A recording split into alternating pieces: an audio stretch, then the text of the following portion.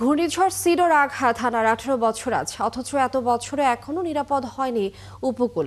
নির্মাণ হয়নি স্থায়ী ও শক্তিশালী বেড়ি বাঁধ। 300 কোটি টাকা ব্যয়ে নির্মিত উপকূল রক্ষা বাঁধ স্বস্তি দিতে পারেনি সুন্দরবন উপকূলীয় শরণখোলাবাসীর। নির্মাণের 1 বছরের মাথায় বিভিন্ন পয়েন্টে ফেটে গেছে নদীতে বিলীন প্রায় 2 কিলোমিটার এলাকা। বাঁধ ভেঙে প্লাবিত হওয়ার শঙ্কায় এলাকাবাসী।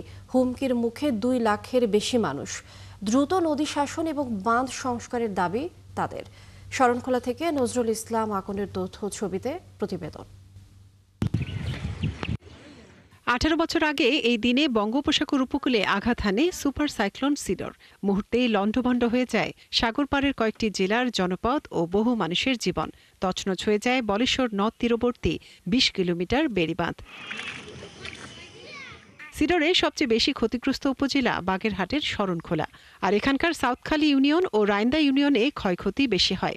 পরে উপজেলার মানুষকে সুরক্ষা দিতে 22 কিলোমিটার এলাকায় বেড়িবাঁধ নির্মাণ করা হয়। কিন্তু 2023 সালের ডিসেম্বরে বাঁধ নির্মাণ কাজ হস্তান্তরের পরপরই এর অন্তত 15টি পয়েন্টে দেখা দেয় ভয়ঙ্কর ব্লক ধস। এরপর থেকে আবারও প্লাবিত হবার আতঙ্কে আছেন বলেশ্বর নদ তীরবর্তী প্রায় 2 লাখ মানুষ। বর্তমানে বেড়িবাঁধের অনেক জায়গায় অনেক ফাটল ধরতেছে, ফাটল ধরে অনেক জায়গায় বরফ নামিয়ে গেছে, অনেক জায়গায় ক্ষতিগ্রস্ত হইতেছে। আমরা তো বর্তমানে এখনো আতঙ্কের ভিতরে। আমরা যেখানে থাকি সবসময় ভয়ভীত থাকি, কারণ যে কোনো মুহূর্তে অবদাতসে পড়ে যায় এবং বিভিন্ন জায়গা থেকে আমাদের ক্ষয়ক্ষতি হয়ে গেছে।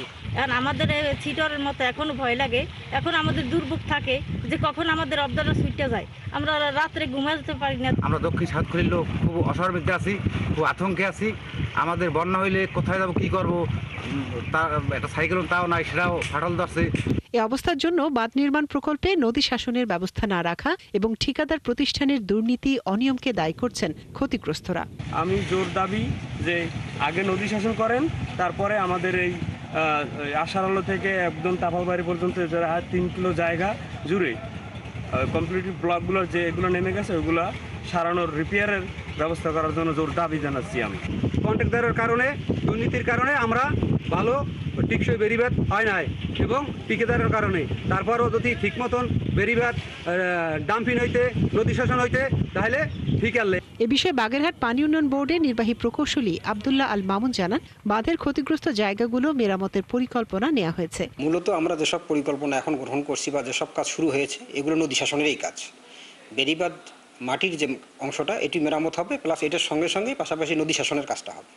তাহলে পরে নদী শাসন এবং বেড়িবাঁধ রক্ষা দুটি কাজে আমাদের একসঙ্গে হয়ে যাবে। মোরেলগঞ্জ শরণখোলায় 2016 সালের জুনে বাঁধ নির্মাণ শুরু হয়। 2019 সালে কাজ শেষ হওয়ার কথা থাকলেও বিভিন্ন অজুহাতে 2023 সালের ডিসেম্বরে কাজ শেষ হয়।